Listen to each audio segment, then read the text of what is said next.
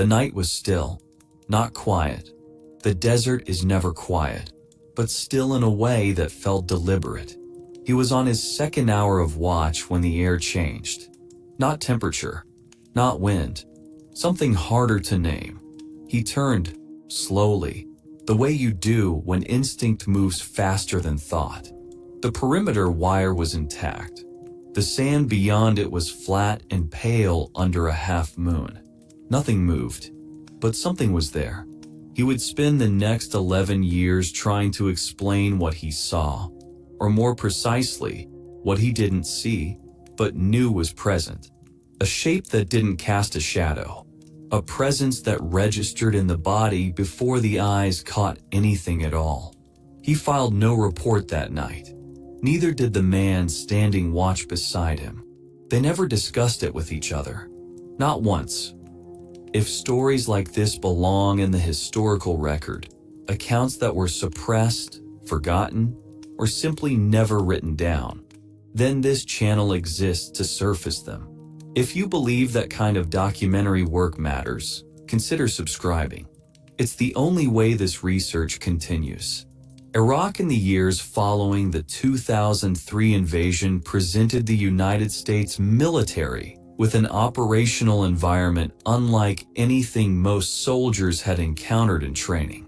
The terrain varied dramatically, from the urban density of Baghdad and Fallujah to the open desert expanses of Anbar province to the agricultural flatlands threading along the Euphrates and Tigris river systems. Each zone carried its own tactical character, its own risks, its own demands on the human body and mind. Forward operating bases ranged from large, fortified installations to small combat outposts. Isolated positions sometimes holding fewer than 30 soldiers in terrain where the nearest support was 40 minutes by air and considerably longer by ground. These outposts operated on continuous rotational watch schedules. Sleep was rationed. Downtime was irregular. The boundary between operational alertness and physical exhaustion was something most soldiers crossed within weeks of arriving in country. The desert night in western Iraq drops to temperatures that surprise those who associate the region only with heat. After sundown, soldiers on watch contended with cold, silence, and a particular quality of darkness that veterans consistently describe as oppressive, not in any metaphorical sense, but in a literal one. The absence of ambient light in rural Anbar created conditions where the human visual system began doing what it always does under deprivation, filling in gaps with pattern, movement, and shape. This is the environment in which these accounts originate. Not the green zones, not the fortified installations with lighting and recreation facilities, the small outposts, the temporary positions, the two-man observation posts sitting beyond the wire, watching nothing for hours at a time. Military records from these deployments are extensive in some areas and incomplete in others. After-action reports document firefights, IED incidents, casualty figures, and route assessments. What they rarely document is what soldiers described among themselves after dark. The conversations that happened in whispered tones between rotations, accounts passed from one unit to the next during handoffs, stories that traveled through the informal channels of enlisted culture without ever approaching an official log. The official record and the lived experience of soldiers in Iraq do not fully align. They rarely do. But in this case, the gap between them is worth examining carefully. The accounts did not emerge all at once. They surfaced the way most informal military knowledge surfaces, gradually, through repetition, through the quiet credibility lent by multiple independent sources saying the same thing without having coordinated. By 2005 and 2006, Soldiers rotating through Anbar province reported informal discussions at FOBs and outposts about experiences that defied easy categorization. These were not ghost stories in any conventional sense. Veterans who recalled these conversations are consistent on that point. The tone was not that of folklore. It was the tone of men trying to work out a problem, trying to reconcile what they had experienced with what they believed to be possible. The descriptions shared certain features. Soldiers reported sensing presence at the perimeter before seeing anything. Some described a sound, not a human sound, and not wind, but something that fell between the two. Others described visual anomalies, shapes at distances that didn't resolve into identifiable objects, movement at the edge of night vision capability that stopped when observed directly. In a number of accounts, animals in the area, dogs in particular, responded before the soldiers did. The dogs went silent. These accounts were recalled by soldiers in different units, at different outposts, across different rotational periods. They were not clustered around a single incident or location. They appeared across the province, and in smaller numbers from other regions of the country. Some soldiers attributed the experiences to the desert itself, to the particular psychological weight of operating in a landscape so ancient and, to American eyes, so foreign. Iraq is among the oldest continuously inhabited regions on Earth.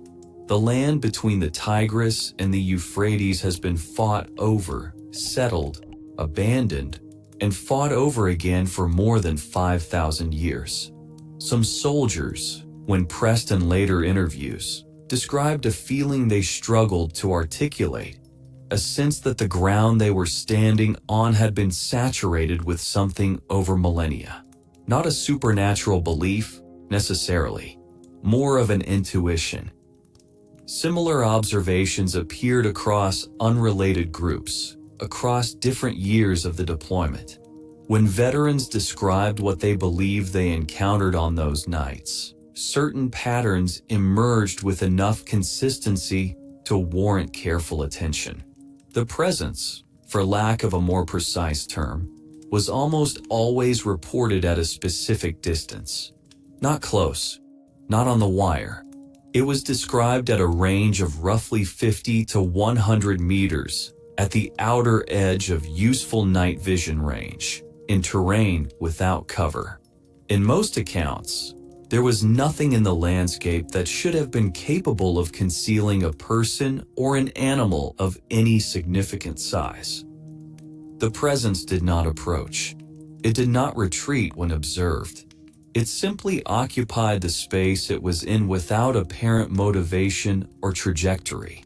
Soldiers who watched it for extended periods, in some cases 20 minutes or more, reported that it did not move in ways consistent with an animal or a human. It did not breathe visibly in cold air. It did not make sounds associated with weight and movement across sand. In several accounts, soldiers described attempting to resolve the anomaly through their optics, thermal sights in particular. This is where the accounts become difficult to categorize. Thermal imaging detects heat differential.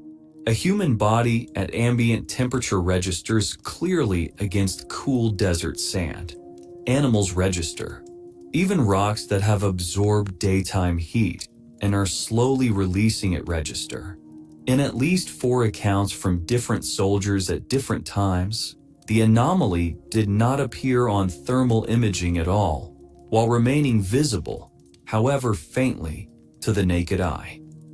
The cultural and historical context of this region adds a layer that some researchers have found significant, though it resists easy conclusions.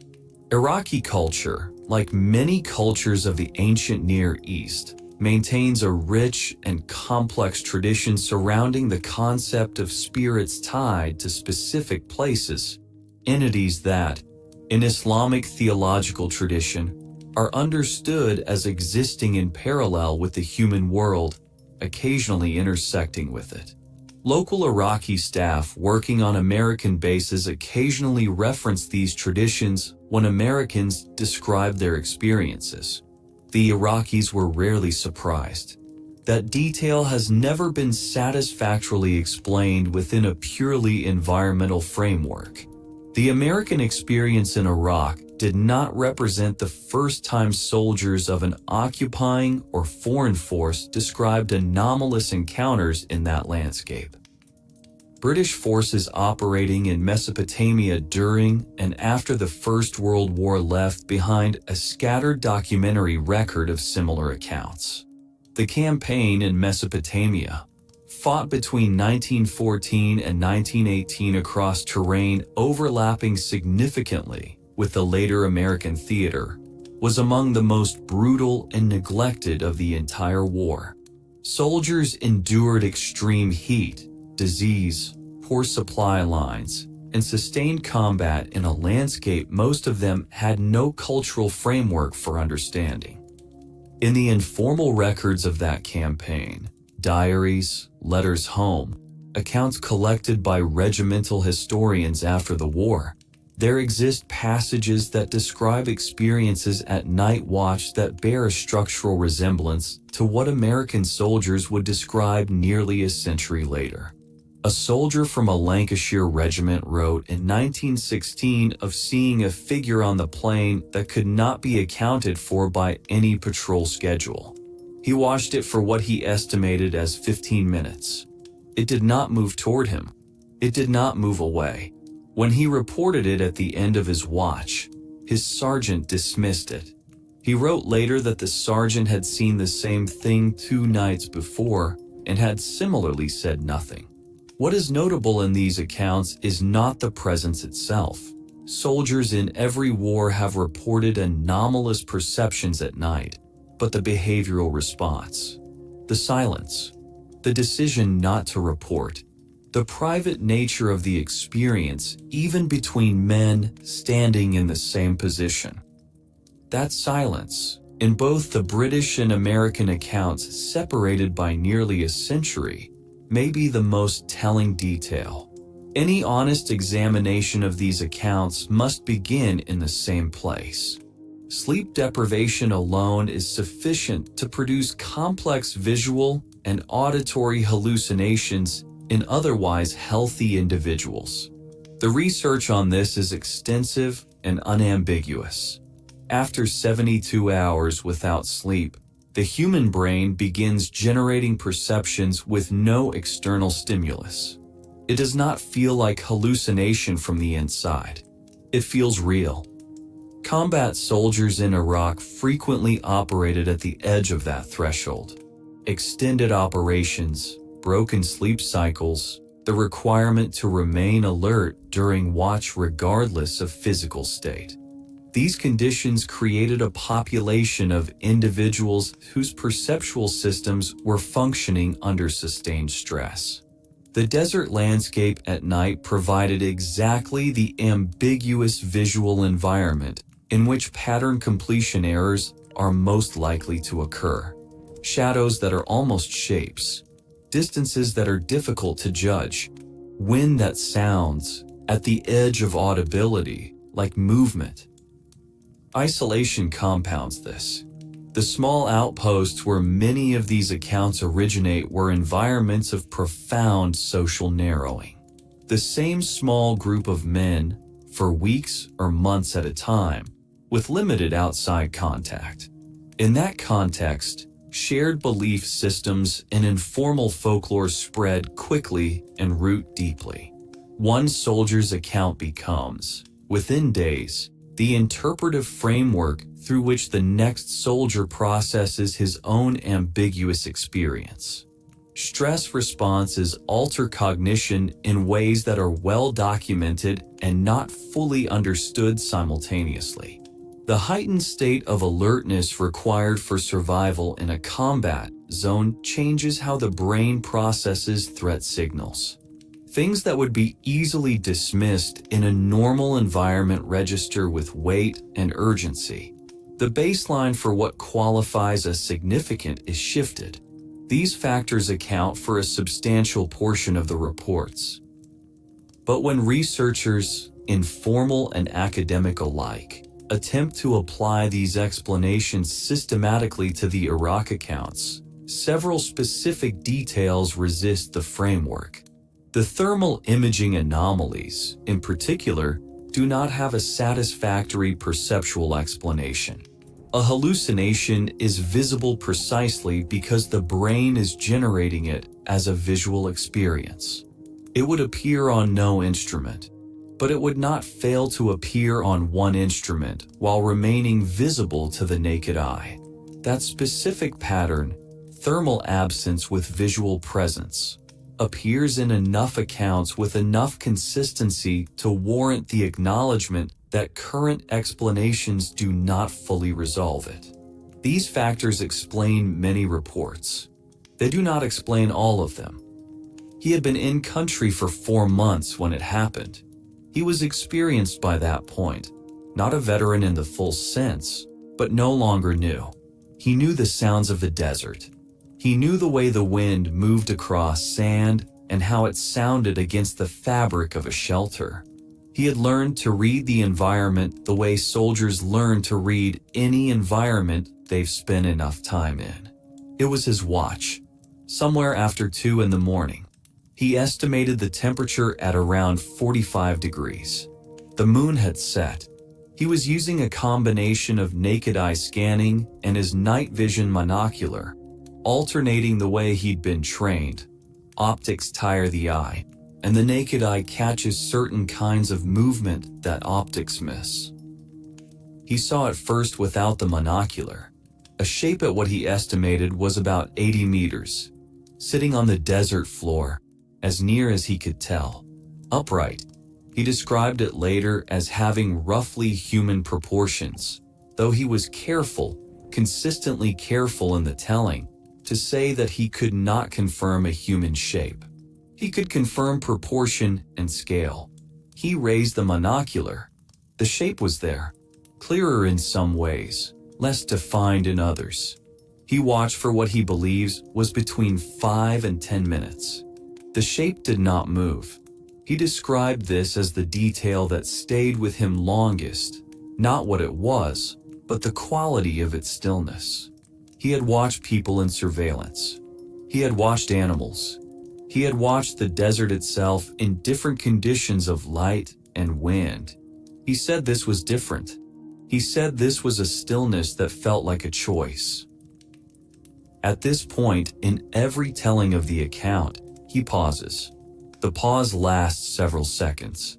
He has been asked about this pause, and he does not have an explanation for it.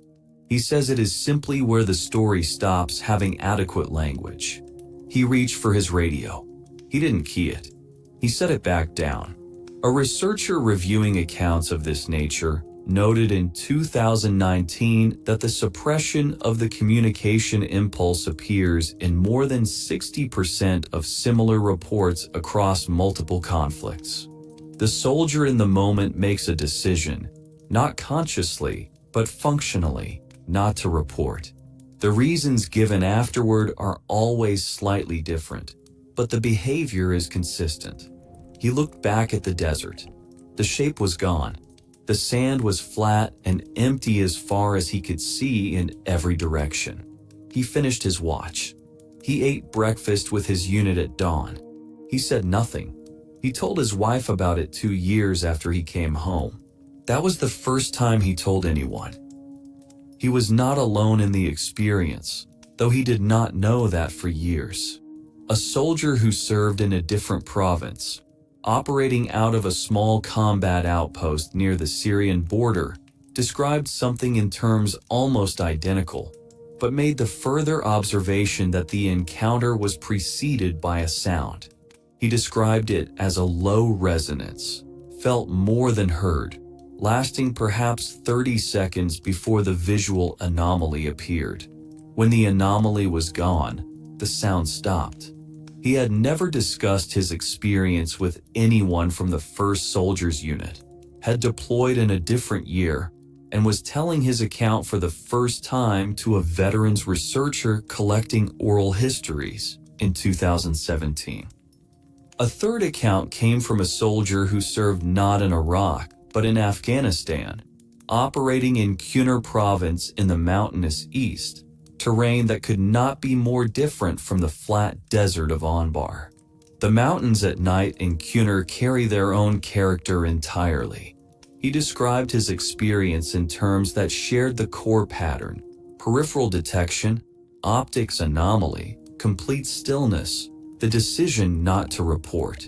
He described the mountains as feeling, on that particular night, as though they were watching back. A fourth account emerged from a Navy corpsman attached to a Marine unit operating in the town of Hit, in Anbar province, in 2006. He described not a visual anomaly, but an auditory one, a sound that he was initially convinced was wind, that he later became equally convinced was not. He described it as having. He searched for the word, intent. He was uncomfortable with the word. He offered it anyway. What these accounts share is not a common story. It is a common structure, the same sequence of events, the same behavioral outcomes, the same silence afterward. Men who did not know each other, who could not have compared notes, who described their experiences in different settings over different years, landing in the same place. The pattern does not prove anything, but it is a pattern. The rational explanations for these accounts are numerous, and they deserve serious treatment. Environmental acoustics in the Iraqi desert create conditions that are genuinely unusual. Sound behaves differently in arid, flat terrain at night. It carries farther, bends along temperature gradients in the lower atmosphere, and arrives from unexpected directions. What a soldier perceives as a localized sound may have originated at a considerable distance and been distorted in transit. The wind in open desert moves in ways that interact with the human auditory system to produce, in certain conditions, sounds that pattern match to voice or breath without being either. Psychologically, the concept of hypervigilance is well established and directly applicable. A soldier trained and required to detect threat will detect it, or the ghost of it, in ambiguous stimuli. The brain in a threat environment allocates resources toward false positives. It is better to investigate a shape that turns out to be a rock than to dismiss a shape that turns out to be an enemy combatant. This is not malfunction. This is the system working correctly, and it produces exactly the category of experience these soldiers describe. The shape at the edge of certainty, the sense of presence that cannot be confirmed.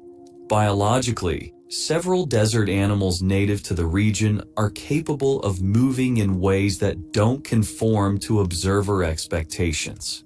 Certain species native to the Mesopotamian desert are efficient and nearly silent. At night, under degraded visual conditions, an animal of medium size at 80 meters could register as something larger and more ambiguous. Each of these explanations is coherent. Each accounts for significant portions of the account it's applied to, and each, when applied rigorously, encounters the same unresolved margin. The thermal anomaly resists environmental explanation. The shared behavioral pattern, the suppressed report, resists purely individual psychological explanation. The clustering of accounts across independent witnesses resists biological explanation because the accounts don't describe animals in the terms animals typically appear in soldier accounts.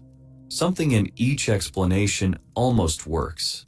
None of them fully close the case. The following account comes from a soldier who served 2 full deployments in Iraq. He is not a dramatic person by disposition. Everyone who knows him, colleagues, family, a former commander who agreed to speak briefly on background, describes him in similar terms: deliberate, precise, skeptical by nature. He worked in an intelligence function. His professional training was oriented toward exactly the kind of critical assessment that these experiences resist. He encountered it twice. The first time was in 2005, during his first deployment. He attributed it, at the time, to fatigue. He had been awake for nearly 30 hours. He processed the experience through the most available rational explanation and set it aside. He is emphatic that this was a genuine assessment, not denial. The second encounter was in 2008, during his second deployment.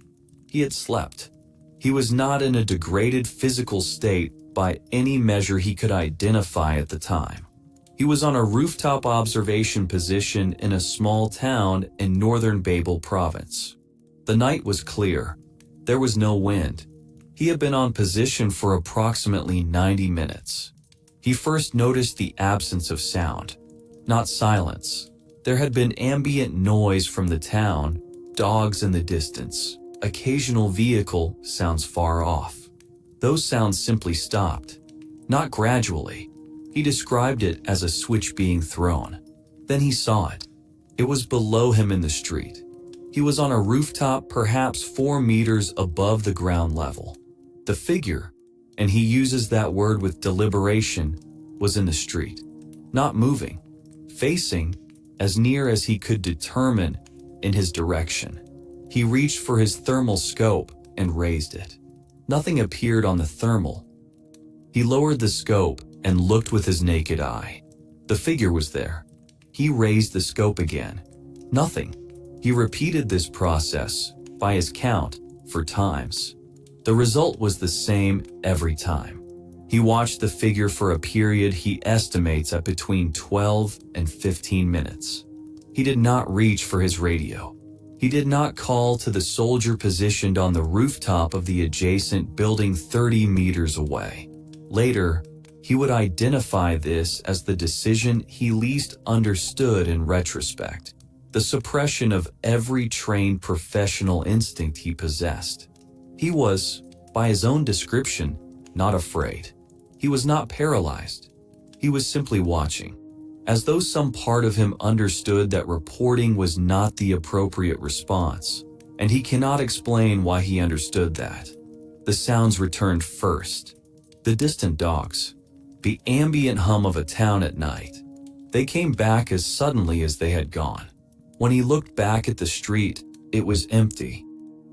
He spent the remainder of his watch completing his log. His entries for that period are accurate and thorough and contain no reference to what he had observed. He requested a transfer to a different position the following week. He cited operational reasons. The transfer was approved. He has told this story 3 times in his life. Once to a veterans researcher, once to a former colleague who had served in the same region and who, when he heard the account, set down his coffee and said nothing for a long moment, and once more, in a recorded interview that formed part of the research behind this documentary. In that final interview, he was asked what he believed the figure was. He was quiet for a long time. He said he had been asking himself that question for 15 years. He said he had applied every analytical framework available to him, professionally and personally. He said that none of them produced a result he was satisfied with. He said, "The most honest answer I can give you is that I don't know what it was. I know what I saw. I know what the instrument didn't show me. And I know that those 2 things don't resolve." He paused again. He said, "I also know that I wasn't afraid of it. And I've thought about that more than anything else. Because I should have been. And I wasn't. And I don't know what that means either. There is no resolution to offer here. That is not a failure of research. It is the honest condition of the material. The soldiers who described these experiences were, by every available measure, credible witnesses.